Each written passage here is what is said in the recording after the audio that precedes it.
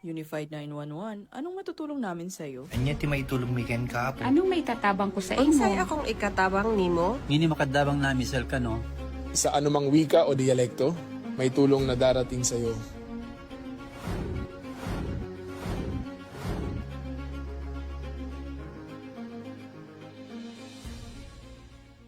Lilingkod sa bawat Pilipino at magbibigay ng tamang impormasyon para sa tahimik at maayos na Pilipinas. Police News Network, alagad ng batas, tagapagtaguyod ng balitang pulis, sandigan ng mamamayan, patnubay ng katotohanan. La Campo Crame, maghahatid ng pinakahuling kaganapan at nagbabagang balita. Ito ang PNN Police News Network. At ngayon, ang inyong mga tagapagbalita. Magandang araw, Bagong Pilipinas. Ako ang inyong tagapagbalita, tagataguyod ng Balitang Pulis, NUP Loreto Bonifacio Concepcion ng Police Community Affairs and Development Group. At ngayong araw ng Miyerkules, makakasama natin muli bilang special guest co-host, walang iba kundi si Miss Queen Jehaine Jaira Hernandez, former Miss Teen International Grand Winner 2022. Magandang umaga, Miss Jehaine. Magandang umaga po, Sir Eton, at magandang umaga sa ating mga manonood ngayon. Huwag po nating kalimutan i-like, i-follow at i-subscribe ang page ng Philippine National Police, Police Community Affairs and Development Group, PCAG Tagapag-Ugnay at Police News Network. Kami po ay maghahatid sa inyo ng tamang balita, kwento ng pulis at serbisyo para sa mamamayan. At ito ang PNP News Online. Ang pangunahing balita ng Police News Network, alagad ng batas, tagataguyod ng Balitang Pulis.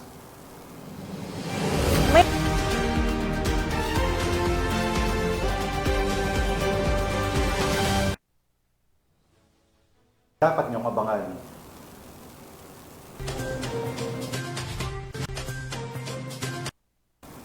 Lalaking ginawang hostage ang kanyang ina, arestado ng PNP sa Mandaluyong City. Ambulansya de Paa muli.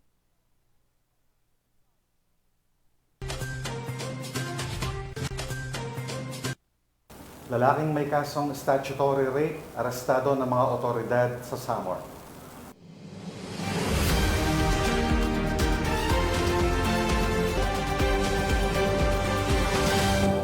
Narito ang mga balitang hatid ng ating PNN correspondents mula sa iba't ibang panig ng bansa.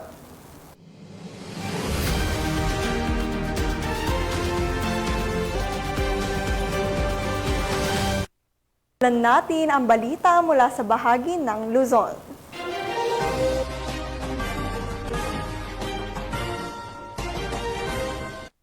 Dahil sa pagnanais na magbalik loob sa pamahalaan, voluntaryong sumuko ang isang miyembro ng Communist Terrorist Group sa Special Action Force. Ito ay bunga ng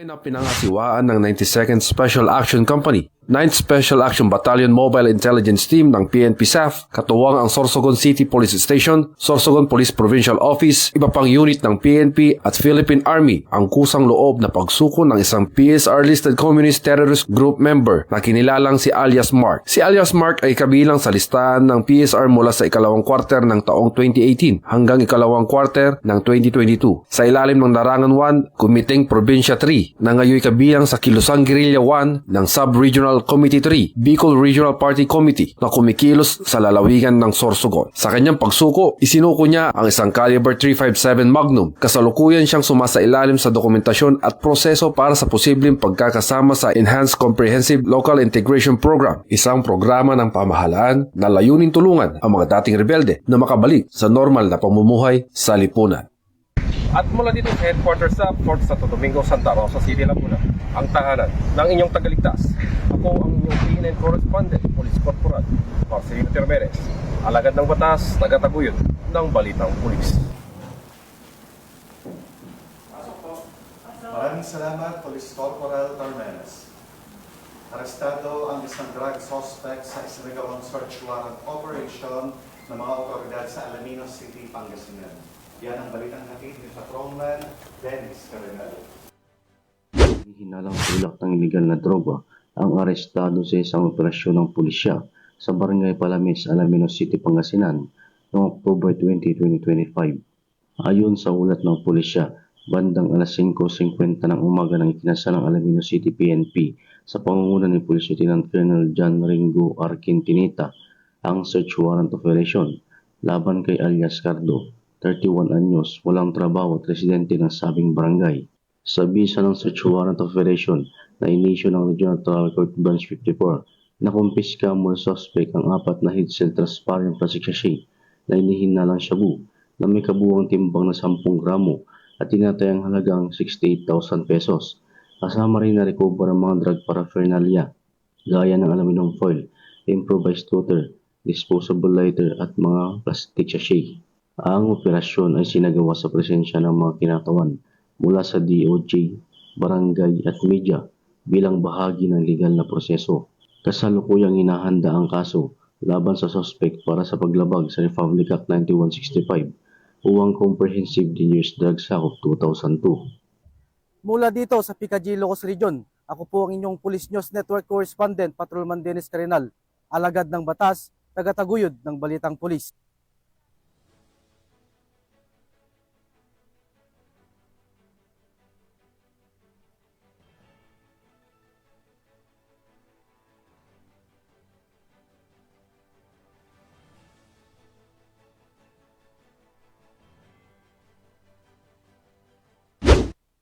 Voluntaryong isinuko ng isang residente ng Barangay Jara, San Luis, Aurora ang isang caliber .38 revolver na walang serial number sa mga tauhan ng Aurora 1st Provincial Mobile Force Company. Habang nagsasagawa ng Joint Intelligence-Driven Operation ang mga operatiba ng Aurora 1st PMFC sa pakikipagtulungan ng Provincial Intelligence Unit ng Aurora PPO, Kasiguran Maritime Law Enforcement Team at San Luis Municipal Police Station, ay voluntaryong lumapit ang isang residente upang isuko ang naturang baril na kaniyang itinatago upang maiwasan ang pananagutan sa batas. Ang operasyon ay nakatuon sa pagpapalaganap ng kaalaman sa komunidad hinggil sa mahalagang probisyon ng Republic Act 10591 o ang Comprehensive Firearms and Ammunition Regulation Act. Ang nasabing baril ay pansamantalang nasa pangangalaga ng Aurora 1st PMFC para sa wastong dokumentasyon at disposisyon. Samantala,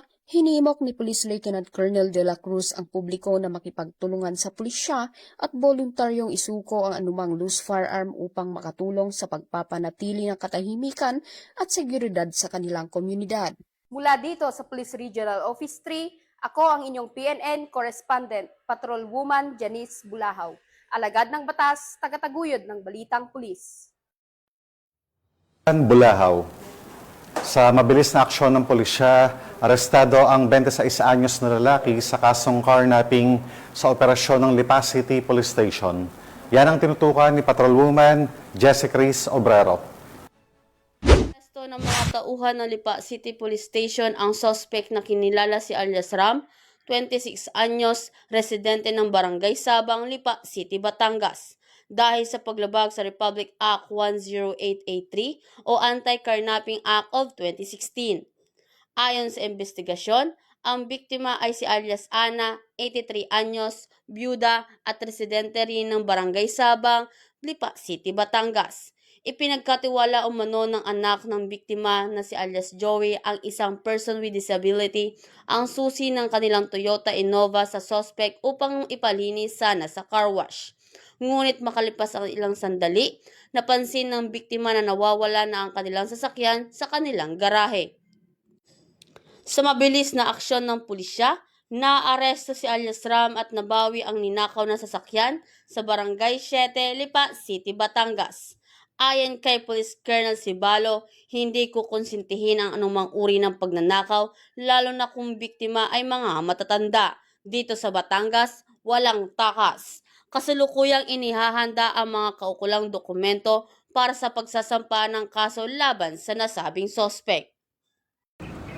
Mula dito sa Calabarzon, ako ang inyong Police News Network Correspondent, Patrolwoman Jessicris S. Obrero, alagad ng batas, tagataguyod ng Balitang Pulis. Maraming salamat, Patrolwoman Obrero.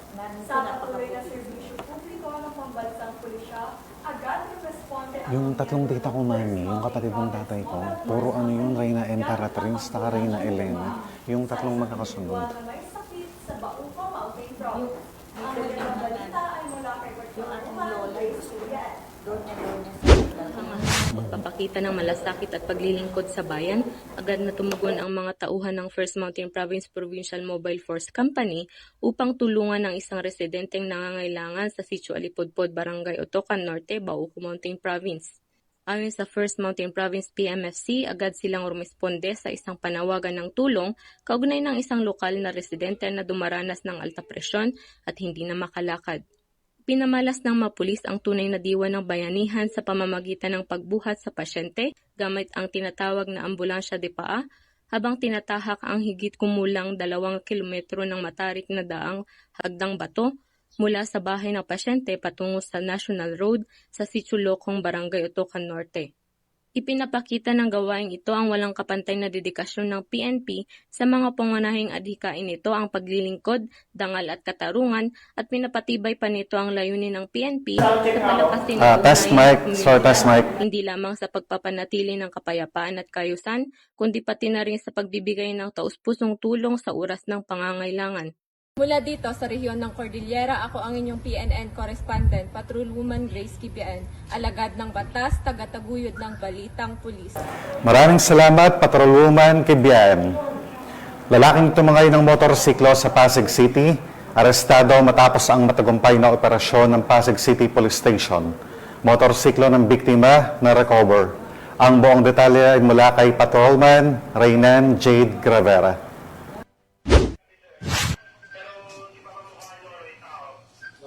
Ito lamang October 18, 2025, dakong alas 3 ng hapon, naaresto ang isang lalaki na sangkot sa kasong carnapping sa Pasig City. Ayon sa inisyal na investigasyon, namalayan ng biktima na nawawala ang kanyang motorsiklo na nakapark lamang sa harapan ng isang fast food sa may 5th Street, Barangay Santa Lucia, Pasig City.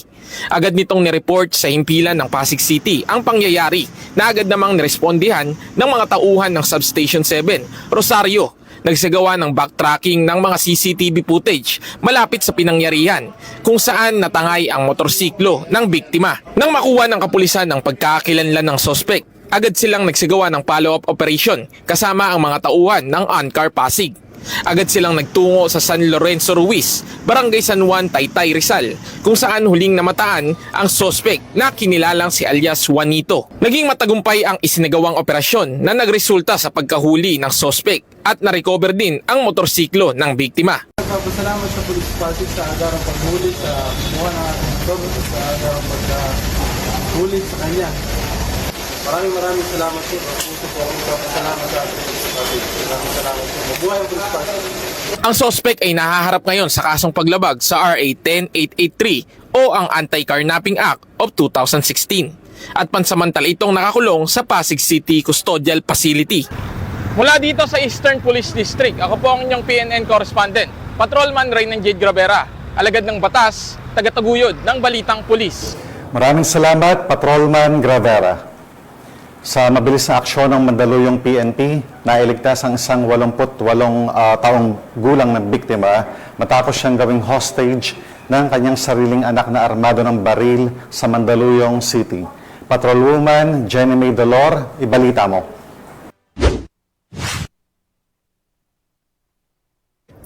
Muling pinatunayan ng Eastern Police District ang mabilis at matapang na pagtugon matapos maaresto ng Mandaluyong City Police Station ang isang lalaki sa kasong alarms and scandal nitong October 19, 2025 sa Barangay Highway Hills, Mandaluyong City. Ayon sa report, dakong alas 12:30 ng madaling araw nang marinig ng mga kapitbahay ang 80 anyos na biktima na sumisigaw at humihingi ng tulong mula sa balkonahe ng ikalawang palapag ng kanyang bahay. Napukaw ang atensyon ng mga kapitbahay at ng bantay bayan kung kaya't humingi ng tulong ang matandang biktima sa kadahilan ng tinatakot siya ng kanyang anak na armado ng baril.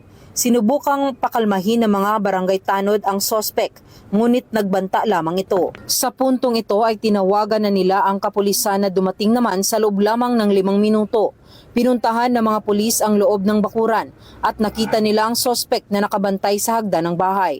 Bumaba ito at sinarado ang gate at 2 beses bumunot ng baril bago bumalik sa itaas ng bahay at pagbantaang muli ang biktima. Sinubukang makipagnegosasyon ng kapulisan ngunit hindi mapakiusapan ang sospek kung kaya't nang makuha ang layout ng bahay at matukoy ang eksaktong kinaroroonan ng sospek ay pinasok ng kapulisan ang bahay at nagresulta sa pagkakasagip sa biktima at pagkakaaresto sa sospek na kinilalang si alias Neil, 53 anyos at anak mismo ng biktima. Nakipag-negosyate tayo na sumuko siya. Kaso ay ayaw niya. So, luckily at yung kanyang tiyuhin, nakipag-usap sa atin, binigay yung layout ng bahay. So, napag-aralan natin. Doon tayo nakakuha ng chance na kung paano siya pasukin, na deliberate yung pasok natin. Well, allegedly, sabi ng nanay niya, yun ang ginagawa sa kanya pag yung anak niya nakakainom. Ang sospek ay dinala sa Mandaluyong City Medical Center para sa eksaminasyon at kasalukuyang nakapiit sa Mandaluyong City Police Station Custodial Facility. Ang mabilis na pagresponde ng mga tauhan ng Eastern Police District, Mandaluyong City Police Station ay patunay na isang serbisyong mabilis, tapat at nararamdaman. Mula dito sa Eastern Police District, ako po ang inyong PNN correspondent, Patrolwoman Jenny Midolor, alagad ng batas, tagataguyod ng Balitang Pulis.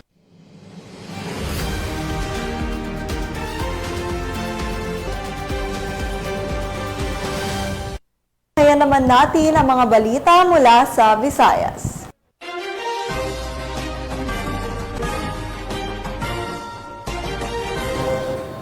Sa patuloy na kampanya ng PNP kontra wanted person, arestado ang isang lalaki na may kasong statutory rape ng mga otoridad sa Samar.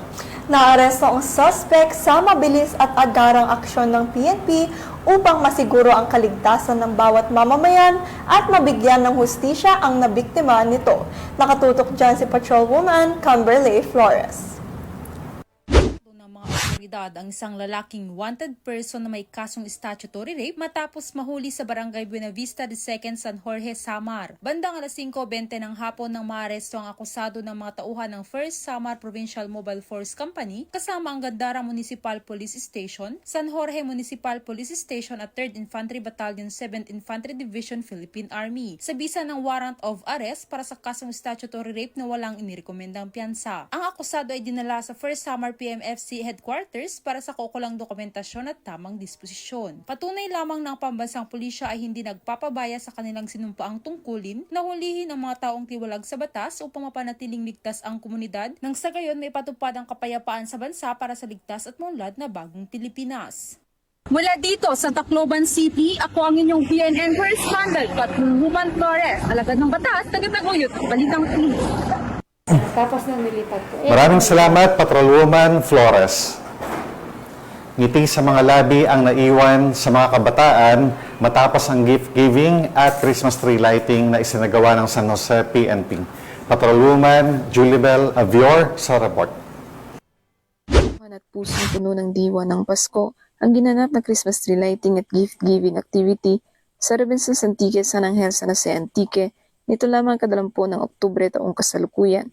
Pinangunahan ng personel ng San Jose Municipal Police Station sa pamumuno ni Police Lieutenant Cheryl R. Sapenosa, Deputy Chief of Police, sa ilalim ng direktang supervisyon ni Police Major Jeremy Ayan R. Mangbanwa, Acting Chief of Police, ang nasabing aktibidad na inisyatiba ng Robinsons Antique. Layunin ng programa na ipalaganap ang kabutihan, pagkakawanggawa at diwa ng volunteerismo sa hanay ng makalahok at makatuwang na institusyon. Bilang bahagi ng selebrasyon, 45 bata mula sa Malayba Child Development Center na binigyan ng mga regalo, dahilan upang magdingning ang kanilang mga ngiti at maramdaman ang tunay na diwa ng Pasko. Dumalo rin sa nasabing okasyon sina Mr. Irving Wu, Attorney Paul Joseph Ontaran, Municipal Mayor ng San Jose de Buenavista, Vice Mayor Christian Buboy Banusing, PCMS Annabel G. Dumlao, Chief ng PICAD, at ang pamunuan at mga kawan ni Robinsons Antique. Sa seremonya ng Christmas tree lighting, mas lalong nagdingning ang kapaligiran kasabay ng masasayang awitin at ngiti ng mga batang nakatanggap ng regalo. Ipinakita nito na higit pa sa pagiging pamilihan, ang Robinsons Antique ay naging sentro ng pagmamahalan, pagkakaisa at malasakit sa kapwa ngayong panahon ng Pasko. Ang pagdalo at pagkikisa ng San Jose MPS sa ganitong mga makabuluhang gawain ay patunay na ang PNP ay hindi lamang tagapangalaga ng kapayapaan, kundi tagapagtaguyod din ng malasakit, pagkakaisa at pagmamahalan sa komunidad, alinsunod sa isinusulong ng bagong PNP para sa bagong Pilipinas, serbisyong mabilis, tapat at nararamdaman. Mula dito sa Police Regional Office 6, ako ang inyong Police News Network Correspondent, Patrolwoman Julibel Albior, alagad ng batas, tagataguyod ng balitang pulis. Maraming salamat, Patrolwoman Albior. Cebu Police Provincial Office nakiisa sa isinagawang ASEAN-IPA Interagency Meeting na ginanap sa Lapu-Lapu City. Ito ay bilang paghahanda sa paparating na ASEAN Summit 2026. Ang buong report ay hatid ni Patrolwoman Nikia Caniedo. Nakibahagi ang Cebu Police Provincial Office sa ASEAN Inter-Parliamentary Assembly Interagency Meeting na ginanap noong Oktubre 20 taong kasalukuyan sa Savoy Hotel, Mactan, Newtown, Lapu-Lapu City bilang bahagi ng masusing paghahanda para sa dalalapit na ASEAN Summit 2026. Pinangunahan ni Police Colonel Abubakar Udang Mangilin Jr., Provincial Director, ang delegasyon ng pulisya sa naturang pagpupulong na dinaluhan ng iba't ibang ahensyang lokal at nasyonal. Layunin ng pagtitipon ang pagtutulungan ng mga ahensya upang matiyak ang maayos, ligtas at world-class na karanasan para sa lahat ng delegado ng ASEAN sa darating na summit. Kabilang sa mga tinalakay sa interagency meeting ang mga critical na aspeto ng seguridad at kaligtasan. Sa patuloy na pakikipag-ugnayan sa mga katuwang na ahensya at sa aktibong partisipasyon sa mga pagpupulong tulad nito, ipinapakita ng Cebu Police Provincial Office ang kanilang kahandaan na gampanan ang mahalagang papel sa pagsiguro ng seguridad at tagumpay ng ASEAN Summit na gaganapin sa susunod na taon. Mula dito sa Cebu Police Provincial Office, ako yung Police News Network Correspondent, Patrolwoman Nikia Caniedo, alagad ng batas, tagataguyod ng balitang pulis.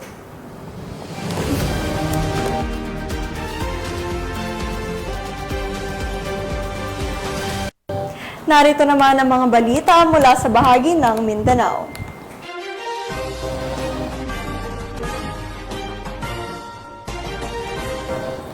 Hindi na nakapalagpa ang isang lalaki matapos ang buy-bust operation ng Balingasag PNP sa Misamis Oriental. Naaresto ang suspect sa tulong ng komunidad at kapulisan upang masugpo ang banta ng iligal na droga upang mapanatili ang kapayapaan at kaligtasan ng bawat mamamayan. Nakibalita dyan si Patrolwoman Danessa Berdos. Minasin ka tungod ikaw gidakop na ko sala na pagkamaligya sa illegal na droga.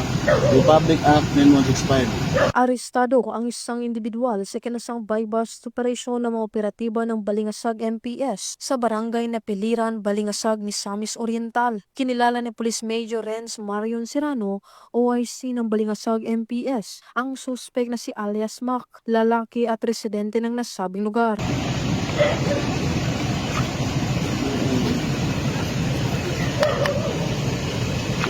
Okay.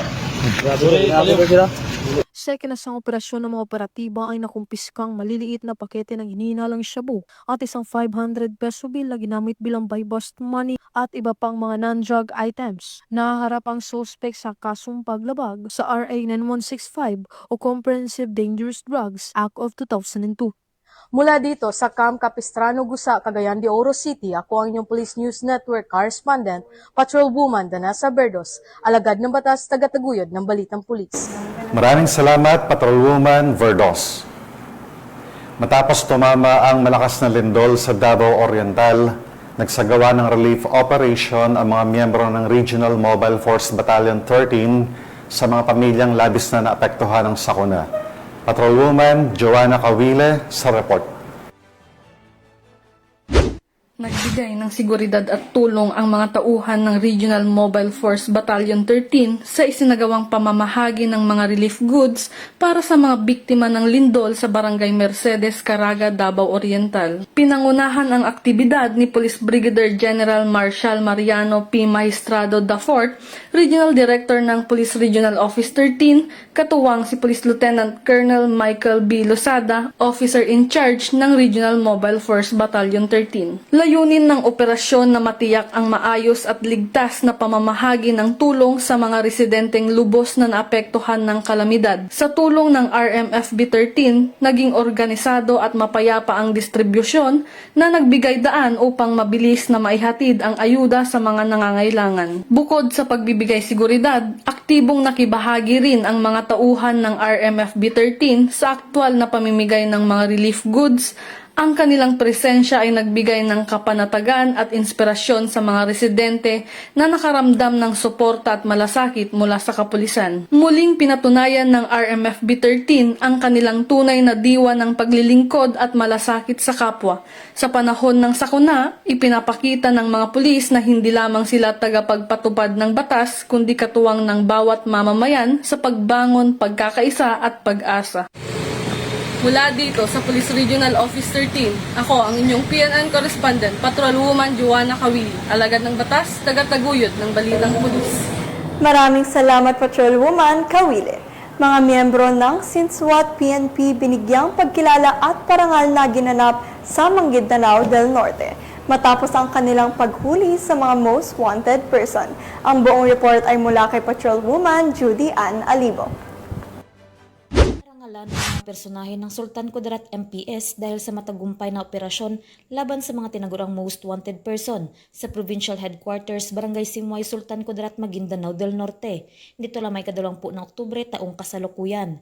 Pinangunahan ni Police Colonel Victor Rito, Provincial Director ng Maguindanao del Norte PPO, ang naturang seremonya na dinaluhan ni Police Lieutenant Colonel Ismail Madin, Chief of Police ng Datuudin Sinswat MPS.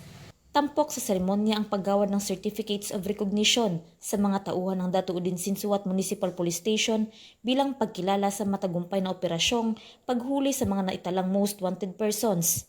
Kabilang sa mga naresto ang Municipal Level Top 1, Provincial Level Top 4 at Regional Level Top 6 most wanted persons, pagkakasamsam ng mga iligal na baril at iligal na shabu. Pinuri ni Police Colonel Rito ang katapangan at profesionalismo ng mga kasapi ng operating units at binigyan diin na ang tagumpay ng operasyon ay bunga ng pagkakaisa at maagap na pagtugon ng kapulisan. Muling tiniyak niya ang patuloy na pagsisikap ng Maguindanao del Norte PPO para sa kaligtasan ng publiko, kalakip ng suporta sa adhikain ng bagong PNP para sa bagong Pilipinas, serbisyong mabilis, tapat at nararamdaman. Mula rito sa riyon ng Bangsamoro, ako ang inyong PNN Correspondent, Patrolwoman Judy Ann Alibo, alagad ng batas, tagataguyod ng Balitang Pulis. Maraming salamat, Patrolwoman Alibo. At yan ang mga balitang nakalap ng ating PNN correspondents mula Luzon, Visayas at Mindanao. At bago pa tayo muling magtapos, gusto ko pong muling magpasalamat sa ating masusugod na televiewers ng Police News Network at syempre pa sa ating special guest co-host this morning po, walang iba kundi si Ms. Jehaina Jaira Hernandez. Maraming salamat sa pagpapaunlak ng aming imbitasyon na maging special guest co-host ng programang ito, Ms. Jaira. At baka may nais kang gustong sabihin, ipaalam o pasalamatan or ipromote na upcoming events, Ms. Jaira. And maraming salamat po, Sir Eton, at sa Police News Network sa muling pag-ibita sa akin bilang inyong co-host. At binabati ko rin po ang aking relatives mula sa Laguna, Nueva Ecija at sa Canada. At pinapasalamatan at binabati ko rin po si Acting Chief PNP Police Lieutenant General Jose Melencio Nartates Jr., Police Major General Roderick Augustus Alba, the Director for Police Community Relations, PKG Command Group na pinamumunuan ni Police Brigadier General Marvin Joe Saro, Police Colonel Joel Serrano, Police Colonel Adonis Guzman at Police Colonel Joel Ada. Sa lahat ng personal ng Police Community Affairs and Development Group at sa lahat ng magigiting na pulis sa buong bansa, maraming salamat sa inyong serbisyo para sa isang ligtas na pamayanan.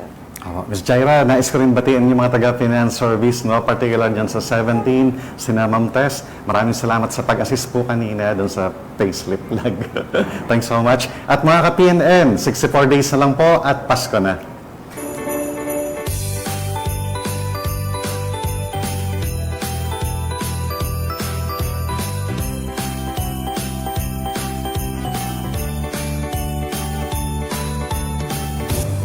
At sa ngalan ng pamunuan ng Philippine National Police sa pangunguna ni Acting Chief PNP Police Lieutenant General Jose Melencio Nortates Jr. at sa pamumuno ni President Ferdinand Bongbong Marcos Jr., kami ay maglilingkod sa bawat Pilipino at magbibigay ng tama at balanseng balita. Mula rito sa tanggapan ng tagapag-ugnay ng pambansang pulisya, kami ang inyong mga tagapagbalita, tagataguyod ng Balitang Pulis. Ako po, MUP Loreto Bonifacio Concepcion ng Police Community Affairs and Development Group. At ako naman po si Ms. Jihaini Jair Hernandez, former Miss International Grand Winner 2022.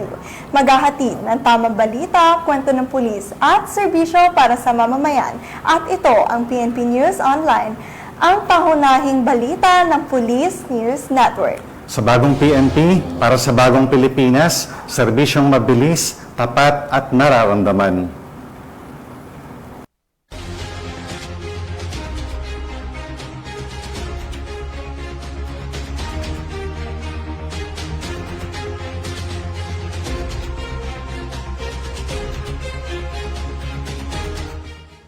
Police News Network, alagad ng batas, tagapagtaguyod ng balitang pulis.